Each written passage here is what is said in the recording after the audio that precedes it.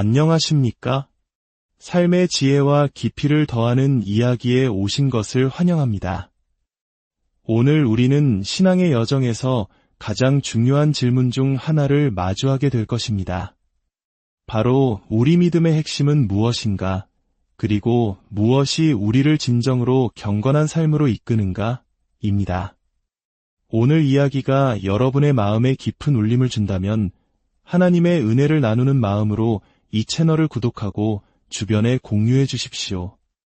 여러분의 작은 실천이 더 많은 이들에게 선한 영향력을 전하는 귀한 통로가 될 것입니다. 주님의 이름으로 여러분 모두를 축복합니다. 자, 그럼 이제 디모데전서 4장의 말씀을 통해 우리 신앙의 본질을 탐구하는 여정을 시작하겠습니다. 성경은 때로 아주 강렬하고 단호한 어조로 우리에게 경고합니다. 오늘 우리가 살펴볼 디모데전서 4장 1절의 말씀이 바로 그렇습니다. 그러나 성령이 밝히 말씀하시기를 후일에 어떤 사람들이 믿음에서 떠나 미혹하는 영과 귀신의 가르침을 따르리라 하셨으니, 여기서 성령이 밝히 말씀하시기를 이라는 표현에 주목해야 합니다. 이것은 신약 성경 전체를 통틀어 매우 드물게 사용되는 아주 강력한 표현입니다. 마치 하나님께서 형광펜으로 밑줄을 그으시며 이것은 정말 중요하니 정신 똑바로 차리고 들어라 하고 말씀하시는 것과 같습니다. 예수님께서 진실로 너희에게 이르노니라고 말씀하시며 가장 중요한 진리를 강조하셨던 것처럼 사도 바울은 지금 성령의 권위를 빌려 우리에게 절박한 경고를 하고 있는 것입니다. 그렇다면 성령께서 경고하시는 후일 또는 마지막 때는 언제일까요? 많은 사람들이 이 말을 들으면 영화에서처럼 세상의 종말이나 특정 역사적 사건, 예를 들어 1948년 이스라엘의 건국 같은 것을 떠올립니다. 하지만 성경이 말하는 마지막 때는 이미 2000년 전에 시작되었습니다. 사도행전 2장에서 베드로가 요엘 선지자의 말을 인용하며 성령 강림을 설명할 때 그는 하나님이 말씀하시기를 말세에 내가 내 영을 모든 육체에 부어 주리니라고 선포했습니다. 마지막 때는 바로 구원자이신 예수 그리스도께서 이 땅에 오시고 죽으시고 부활하시고 승천하신 그 순간부터 시작된 메시아의 시대 전체를 의미합니다. 그리고 이 시대는 동시에 고난의 때이기도 합니다. 하나님의 나라가 이미 이 땅에 임했지만 아직 완성되지는 않은 이미와 아직 사이의 긴장감 속에 우리가 살고 있다는 뜻입니다. 마치 우리 마음속에 구원자께서 들어와 놀라운 변화를 일으키셨지만 여전히 죄와 싸우며 온전한 성화에 이르지 못한 것과 같은 이치입니다. 바로 이 마지막 때에 어떤 사람들이 믿음에서 떠날 것이라고 성령은 경고하십니다. 여기서 가장 무서운 점은 이들이 교회 밖의 무신론자나 다른 종교인이 아니라는 사실입니다. 이들은 바로 교회 안에 있던 사람들, 스스로를 기독교인이라고 부르던 사람들입니다. 그들은 믿음을 떠남으로써 애초에 진정한 신자가 아니었음을 스스로 증명하게 됩니다. 생각해 보십시오. 어떤 사람이 교회에 들어와 나는 무신론자입니다. 혹은 나는 사탄을 숭배합니다 라고 말한다면 우리는 즉시 경계하고 그의 말을 듣지 않을 것입니다. 하지만 누군가 들어와서 나는 여러분과 똑같은 크리스천입니다. 그런데 여러분이 모르는 더 새롭고 더 성경적인 더 나은 방법을 발견했습니다. 라고 말한다면 어떻겠습니까? 이것이야말로 가장 위험한 유혹입니다. 겉보기에는 너무나 경건하고 그럴듯해 보이기 때문입니다. 그렇다면 믿음에서 떠난 이 사람들의 특징은 무엇일까요? 바울은 그들이 미혹하는 영과 귀신의 가르침을 따른다고 말합니다. 성경을 꾸준히 연구하는 사람에게도 이 표현은 등골을 서늘하게 만듭니다. 바울은 지금 단순한 교리적 실수나 의견 차이를 말하는 것이 아닙니다. 그는 이것이 사탄에게서 직접 비롯된 치명적이고 위험한 가르침이라고 단언하고 있습니다. 이 거짓 교사들은 어떤 사람들일까요? 2절은 그들을 이렇게 묘사합니다. 자기 양심이 화인을 맞아서 외식함으로 거짓말하는 자들이라. 양심의 화인을 맞았다는 것은 무엇을 의미할까요? 과거 목장에서 소의 뿔이 자라지 못하게 할 때 불에 달군 뜨거운 쇠붙이, 즉 인두로 뿔이 날 자리를 지졌습니다. 처음에는 소가 엄청난 고통에 몸부림치지만 일단 신경이 타서 죽고 나면 그 부위는 아무런 감각도 느끼지 못하게 됩니다. 마찬가지로 양심에 화인 맞은 사람들은 자신의 죄에 대해 아무런 감각이 없습니다. 죄를 보지 못하는 것을 넘어 죄책감 자체를 느끼지 못합니다. 진정한 신자들이 하나님의 영광 앞에 자신의 죄인됨을 날마다 통감하며 살아가는 것과 정반대입니다. 그들은 스스로 의롭다고 여기며 영적으로 만족하고 있습니다. 이것이 바로 위선입니다. 신약 성경에 등장하는 바리새인들을 떠올리게 합니다. 그들은 스스로를 잘 가꾸어진 아름다운 잔디밭처럼 여겼지만 예수님께서는 그들을 향해 해칠한 무덤 같으니 겉으로는 아름답게 보이나 그 안에는 죽은 사람의 뼈와 모든 더러운 것이 가득하도다라고 말씀하셨습니다. 자, 이제 우리는 이 거짓 교사들의 정체와 위험성을 알게 되었습니다.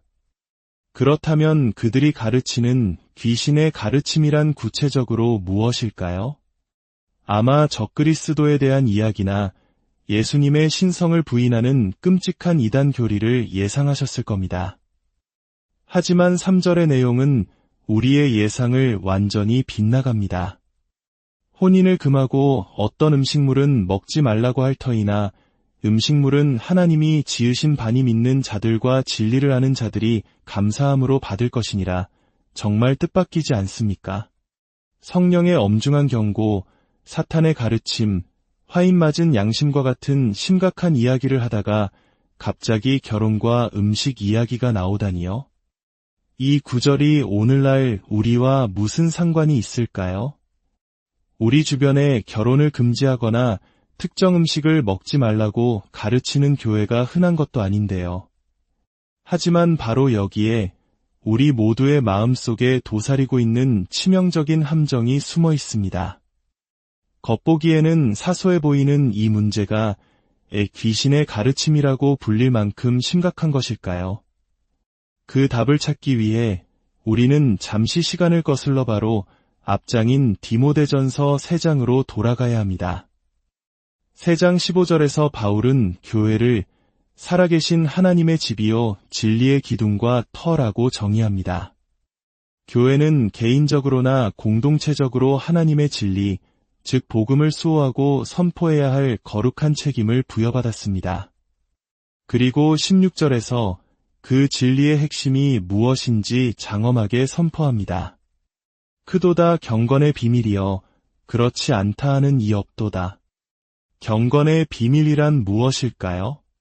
어떻게 하면 하나님을 미워하고 죄를 사랑하던 타락한 인간이 하나님을 경외하고 거룩한 덕을 갖춘 사람으로 변화될 수 있을까요?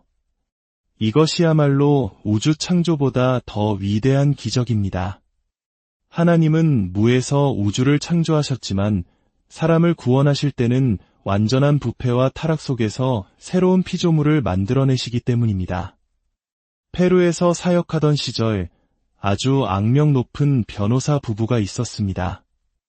남편은 온갖 부정한 방법으로 돈을 버는 그야말로 구제불능의 악인이었습니다. 그런데 그가 복음을 듣고 회심했습니다. 그리고 그는 제가 아는 가장 경건하고 선한 사람 중 한 명으로 완전히 변화되었습니다. 어떻게 이런 일이 가능할까요? 바울은 그 경건의 비밀이 바로 한 인격이라고 말합니다. 바로 예수 그리스도이십니다. 16절은 초대교회의 찬송시로 여겨지는데 복음의 핵심을 아름답게 요약하고 있습니다.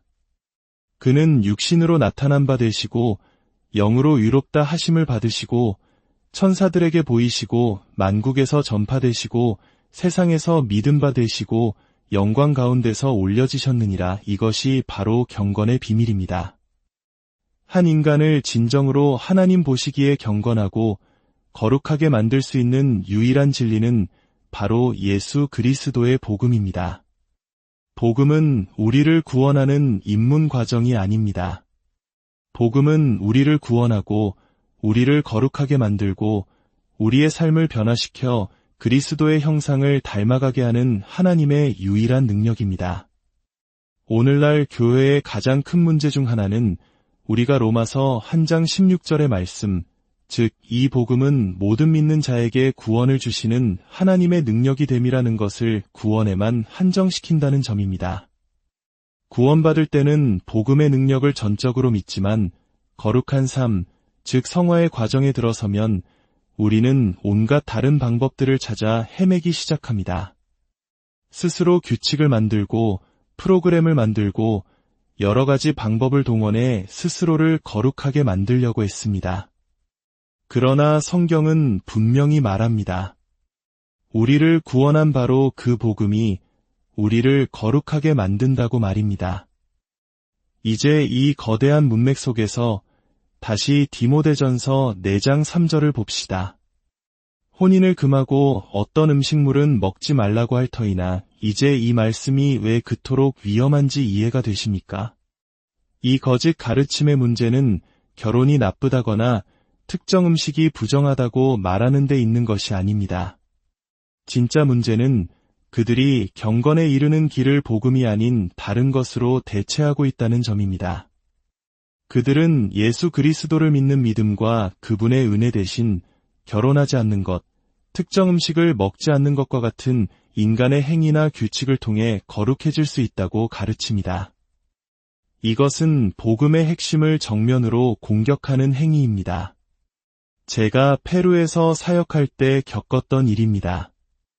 하루는 마약과 온갖 중독으로 삶이 망가진 한 영혼에게 몇 시간 동안 지칠 때까지 복음을 전했습니다. 그가 돌아간 뒤 저는 텅 빈 예배당 의자에 녹초가 되어 앉아 있었습니다. 그때 초인종이 울렸고 문을 열자 한눈에 봐도 매우 종교적으로 보이는 사람이 서 있었습니다. 그는 저에게 다짜고짜 물었습니다. 당신은 고기를 먹습니까? 저는 어리둥절해서 네, 먹습니다 라고 대답했습니다. 그러자 그는 성경을 펼쳐들고는 제가 하나님을 기쁘시게 하는 진정한 길도 진정한 경건도 모른다고 주장하며 음식에 관한 온갖 규칙들을 늘어놓기 시작했습니다.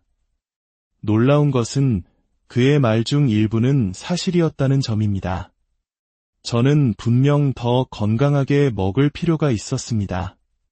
하지만 건강하게 먹는 것이 저를 거룩하게 만들지는 않습니다. 우리를 거룩하게 만드는 메시지는 오직 하나입니다. 그것은 바로 하나님께서 그리스도 안에서 나를 위해 행하신 일이 무엇인지 깨닫고 그 복음의 진리 안에서 변화되는 것입니다.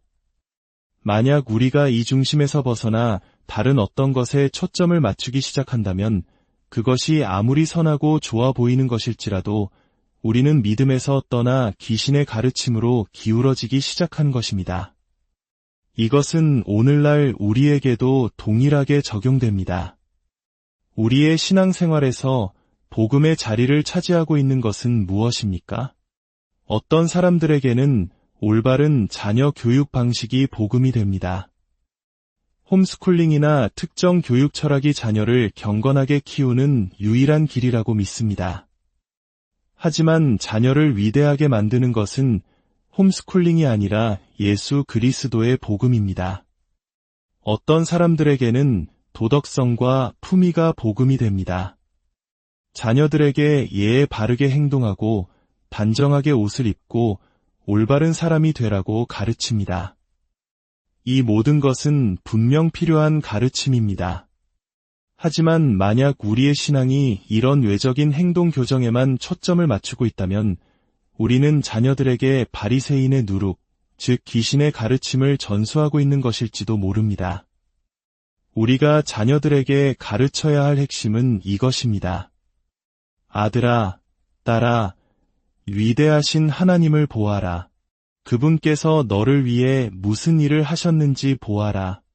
너의 모든 경건과 순종은 그분께서 너의 영혼을 위해 자신의 피를 흘리셨다는 이 놀라운 사실에서부터 흘러나와야 한단다.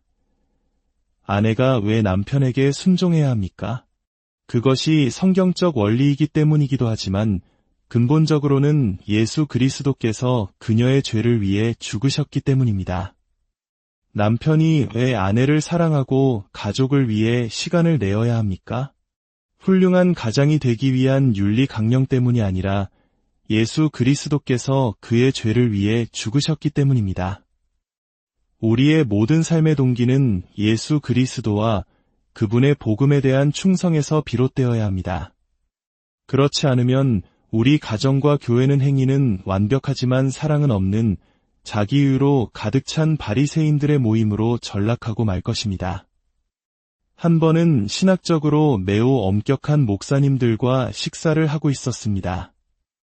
그때 온몸에 장신구를 주렁주렁 매달고 머리를 화려하게 염색한 젊은 웨이터가 우리에게 다가왔습니다. 그는 제 앞에 놓인 성경을 보고는 흥분해서 외쳤습니다. 아, 성경이네요. 저도 성경 있어요.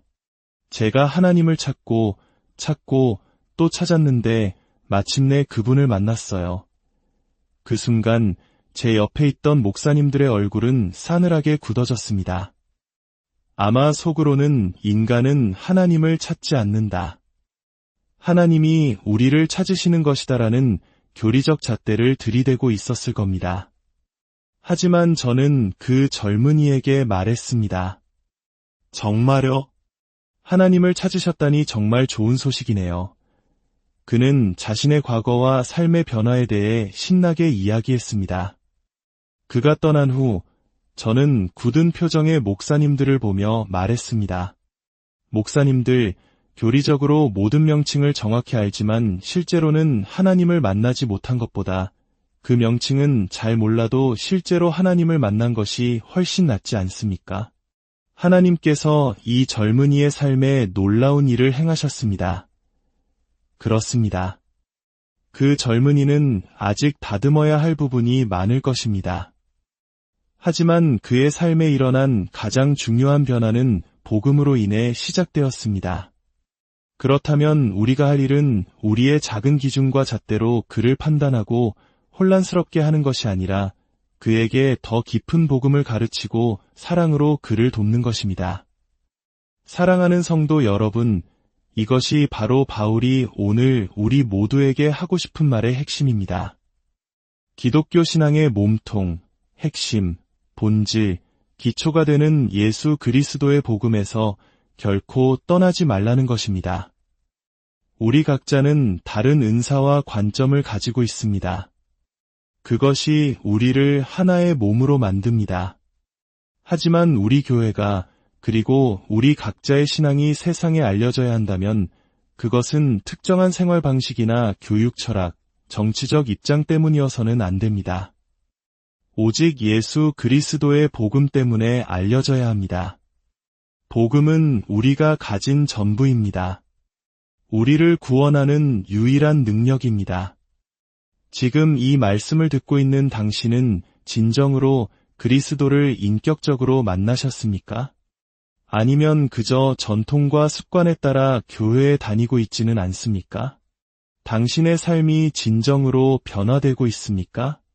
죄를 이기는 새로운 능력과 사람들을 사랑하는 새로운 마음이 당신 안에서 자라나고 있습니까? 만약 그렇지 않다면 오늘 이 시간 그리스도께 나아오십시오.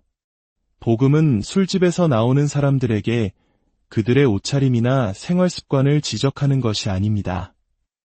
복음은 그들에게 하나님이 당신을 사랑하사 그의 아들을 보내 당신을 위해 죽게 하셨습니다. 그분을 알고 그분의 사랑을 알 때 당신은 변화될 수 있습니다. 라고 선포하는 것입니다. 우리 가정과 교회에서 다른 모든 것을 강조하기 전에 위대한 복음의 메시지를 먼저 전합시다. 우리의 모든 경건이 오직 예수 그리스도와 그분이 십자가에서 이루신 일에 대한 감사와 사랑에서 비롯되도록 합시다. 기도하겠습니다.